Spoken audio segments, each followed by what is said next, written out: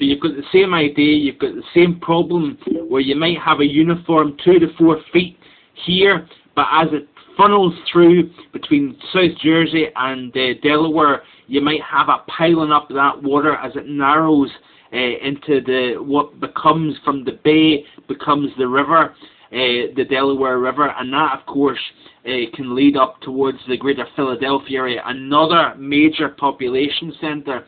Now what I'm also concerned about is that you've got a potential Category 1 hurricane, the eye, basically trimming right along Long Beach Island.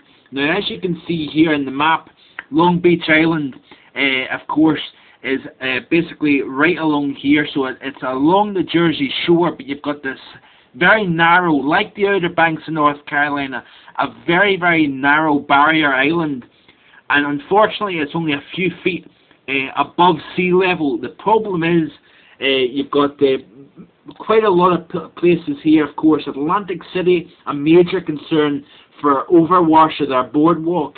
Their boardwalk, of course, maybe only 4 or 5 feet above sea level, and expecting a storm surge higher than that. So maybe about, I wouldn't be surprised, folk, if we've seen 6, perhaps even 8 feet of storm surge. Of course, on top of that, you've got wave heights, perhaps 20, 25, even 30 feet on top of that, 5 to 6, 7 foot of storm surge.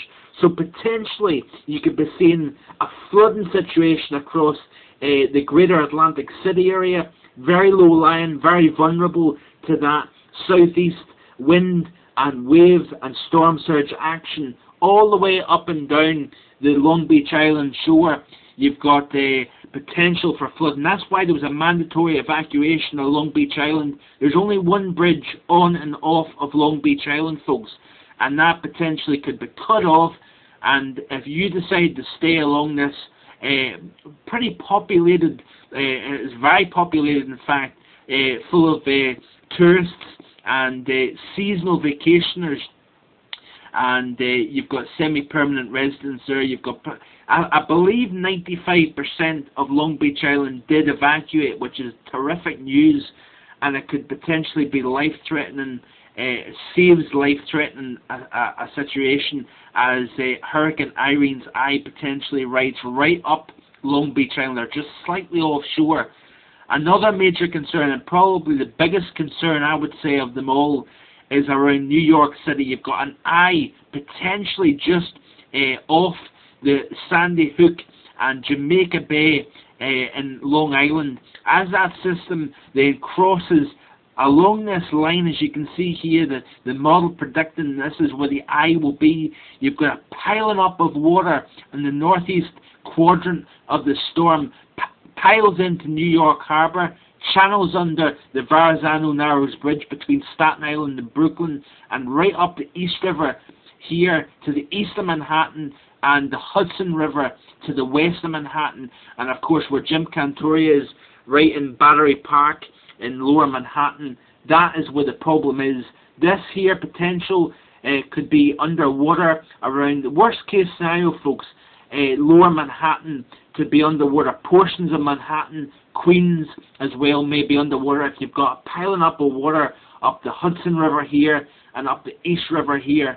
So you've got a very dangerous situation indeed. Wind speeds as well, of course, increase with height, and you could potentially have 70+ mph winds at the surface, but 10 to 15 to 20 stories above that in those high rises in New York City, you could be seeing well in excess of hurricane force winds punching out windows, and of course that glass raining down on streets in New York City.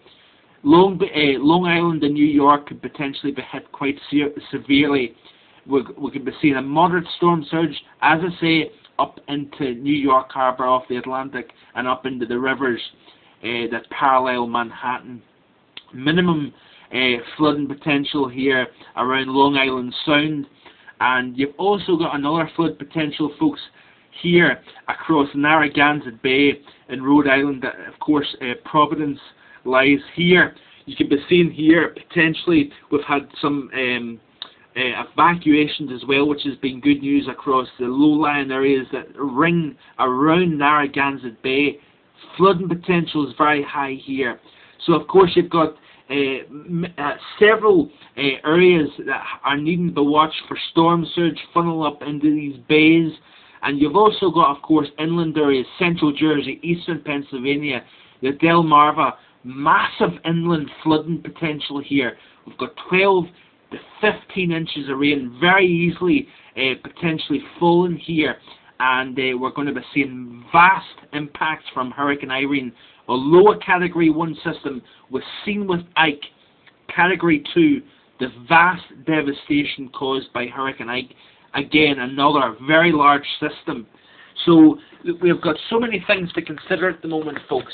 And I'm going to continue to stay tuned. I'm going to nip out and get a pizza. I'm going to nip out to Domino's and get a pizza. I'm needing some food to keep me going through the rest of this evening. But stay tuned.